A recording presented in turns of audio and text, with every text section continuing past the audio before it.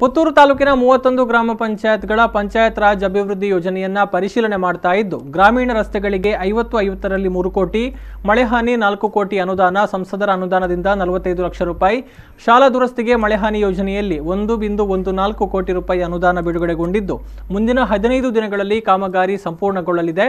ಒಟ್ಟಾರೆ 90% ಕಾಮಗಾರಿ ಪ್ರಗತಿ ಸಾಧಿಸಬೇಕಾದ ಪ್ರಯತ್ನವಾಗ್ತಾ ಇದೆ ಅಂತ ಶಾಸಕ ಸಂಜೀವ ಮಠಂದೂರು ಹೇಳಿದ್ದಾರೆ.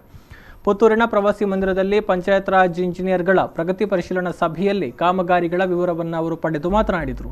ಮಲೆನಾಡು ಅಭಿವೃದ್ಧಿ ಯೋಜನೆಯಡಿ 80 ಲಕ್ಷದ ಕಾಮಗಾರಿ ನಡೆಯಲಿದ್ದು, ಆಡಳಿತಾತ್ಮಕವಾಗಿ ಅನುಮೋದನೆ ಬಾಕಿ ಇದೆ. 77 ಲಕ್ಷ ಸಮಗ್ರ ಶಿಕ್ಷಣ ಯೋಜನೆಯ ಕಾಮಗಾರಿ ಪೂರ್ತಿಯಾಗಿದೆ. ಲೋಕಸಭಾ ಪ್ರದೇಶಾಭಿವೃದ್ಧಿ ಯೋಜನೆಯಲ್ಲಿ 2017-18, 18-19ರಲ್ಲಿ 97 ಲಕ್ಷ ಅನುದಾನ ಬಿಡುಗಡೆಗೊಂಡಿದ್ದು, ಕಾಮಗಾರಿ ಪ್ರಗತಿಯಲ್ಲಿದೆ. ಕೋವಿಡ್-19 ಸಂದರ್ಭ ಕಾಮಗಾರಿಗಳಿಗೆ ಬ್ರೇಕ್ ಹಾಕಲಾಗಿತ್ತು. ಇದೀಗ ಈ ನಿರ್ಬಂಧಗಳನ್ನು ತೆಗೆದುಹಾಕಲಾಗಿದ್ದು, ಸಂಸದರು ಶಾಸಕರ ನಿಧಿಯಿಂದ ದಕ್ಷಿಣ ಕನ್ನಡ ಜಿಲ್ಲೆಗೆ 60 ಕೋಟಿಯ ಅಭಿವೃದ್ಧಿ ಕಾಮಗಾರಿಗಳಿಗಾಗಿ ಮುಖ್ಯಮಂತ್ರಿಗಳಿಗೆ ಪ್ರಸ್ತಾವನೆ ಸಲ್ಲಿಸಲಾಗಿತ್ತು. ಇದೀಗ ಜಿಲ್ಲೆಗೆ 25 ಕೋಟಿ ಬಿಡುಗಡೆಗೆ ಹಣಕಾಸು ಇಲಾಖೆಗೆ ಸೂಚನೆ ಕೊಟ್ಟಿದ್ದಾರೆ. ಒಟ್ಟಾರೆಯಾಗಿ ಪುತ್ತೂರಿನ ಸರ್ವಾಂಗೀಣ ಅಭಿವೃದ್ಧಿಗೆ ಮುಂದಿನ ದಿನಗಳಲ್ಲಿ ವ್ಯವಸ್ಥೆಯಾಗಲಿದೆ ಅಂತ ಹೇಳಿದರು.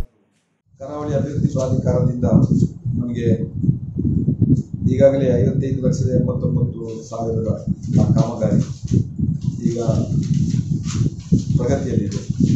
ಮಲೆನಾಡು ಅಭಿವೃದ್ಧಿಯಲ್ಲಿ 40 ಲಕ್ಷ ಮತ್ತು 40 ಲಕ್ಷ 80 ಲಕ್ಷದ ಕಾಮಗಾರಿ, ಅದು ಕೂಡ ಈಗ ತಾಂತ್ರಿಕ ಅನುಮೋದನೆ ಬಾಕಿ ಆಡಳಿತಾತ್ಮಕ ಅನುಮೋದನೆಯ ಹಂತದಲ್ಲಿ. ಸಮಗ್ರ ಶಿಕ್ಷಣ ಇಲಾಖೆಯ ಒಂದು ಅಡಿಯಲ್ಲಿ 77 ಲಕ್ಷ ರೂಪಾಯಿಯನ್ನು ಕೊಟ್ಟಿದ್ದಾರೆ. ಅದರ ಕಾಮಗಾರಿಗಳು ಕೂಡ ಇವತ್ತು ಕೆಲವು ಪೂರ್ತಿಯಾಗಿದೆ, ಇನ್ನು ಕೆಲವು ಕಾಮಗಾರಿ ಪ್ರಗತಿಯಲ್ಲಿ.